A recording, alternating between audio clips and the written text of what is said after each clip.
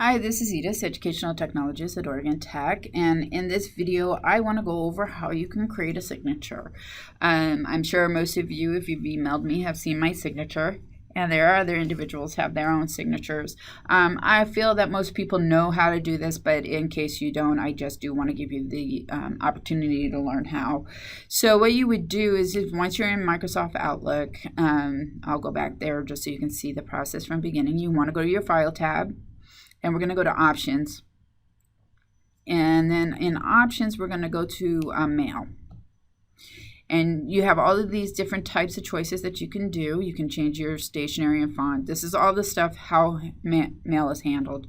But we're going to go ahead and go to Signatures. And in here you can see I have a signature already, actually two created. You can create a new one. So if you click on new, you're going to be prompted for a new name of a signature. So in this case, maybe I'll put Warden instead. Or how about this, out of office. Maybe I want a different signature from when I'm out of office. So I can just say, okay. And then it will give me a whole new screen here. You can see it, my original, this one here, Edith, the one that I use all the time, looked like it disappeared, but it actually was there. So here's my out of office. You can change your font.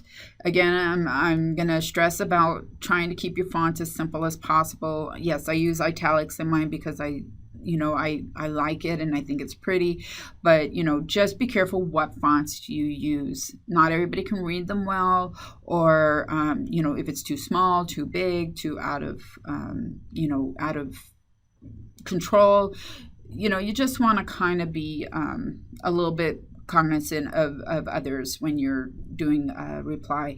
I know 90% of the time they don't get read, or they get read the first time and then people just disregard it, but it is still a way that others will contact you, especially outside of the organization, so just be aware of that. So what I can do here is, say I want to have a special message here for when I'm out of office. I am sorry I missed you. Please. I will contact you as soon as I am back in the office. Okay, quick and easy. I'm not going to go into specifics on how to fix all of the, to do all the fonts and what to write. I just want to show you how you could do this.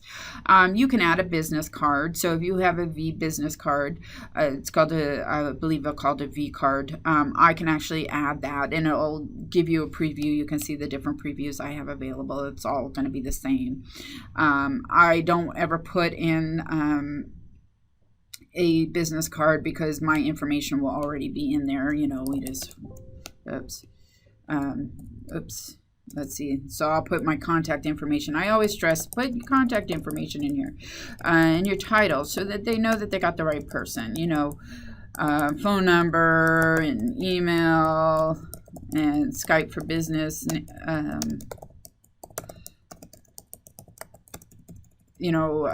Account, sure.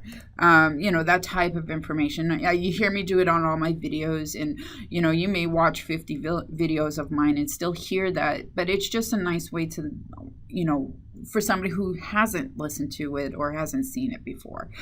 You can add a picture. People sometimes want to use their own, picture of who they are. So when you see them, that you recognize them, you can pick one of the OIT pictures or whatever, and that will show up in the signature as well. You can also create a link. So if you have a personal web page that you want to showcase, you can actually copy and paste the URL right here. And so that's some people I've seen use it, especially for instructors who have their own web page and want their students to read certain things or give them easy access. to that website. And then what you would do from here is you can choose your email account. You should only have the one, but you may have multiple, so you can choose which signature goes to it. And then on new messages, you can choose which one you want. So say I want the out of office one for today, and because I'm going to be out of office for the next week, and so I just want to tell people information. And you can also choose not to do replies and forwards. I always add mine to those because I do want the individual that I am communicating with to remember who they're communicating with. I know it sounds silly, but sometimes we forget, or it's just not, or they want quick access to a phone number to me. So that's the way I look at it. It's definitely your choice, but I like having signatures. I like having signatures on all my emails. It's just what I prefer. You can set this up any which way you want, but just know that you have these options, and then you can just say okay, and you can say okay. Now, so I'm going to go ahead and I'm going to show you my new email, and there it is, and with the signature I just created. But what if I don't want this signature? Perhaps I don't want this one. So I can actually highlight it all and delete it. And perhaps I want to actually put in my Edith signature. I can actually go to here and I can just go ahead and click Edith here. And that will put that signature back in for me.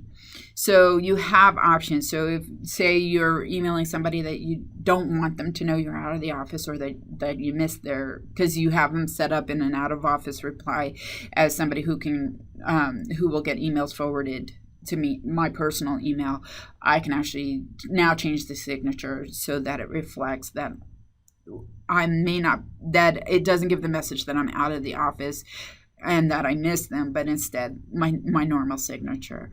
So that is how you can change that in your email. And I could just say no, because I'm not going to save that.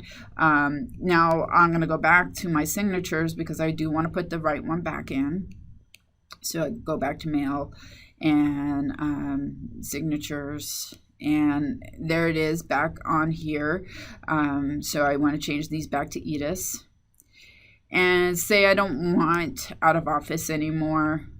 I can just go ahead and delete it and say yes, and delete task because it's not doing anything anyway. There's nothing in there. Yes. And so now this signature will come in on all my emails again because I have it set to do new messages and forwards and reply. So that is how you can use a signature in Microsoft Outlook. So if you have any questions, comments, feedback, please feel free to contact me. Also, if you need help with setting up a signature, again, feel free to contact me if something's not working right.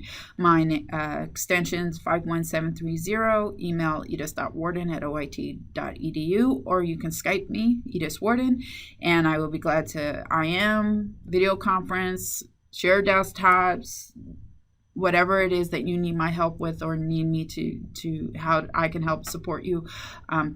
Please feel free to contact me. All right, have a great day. Thanks.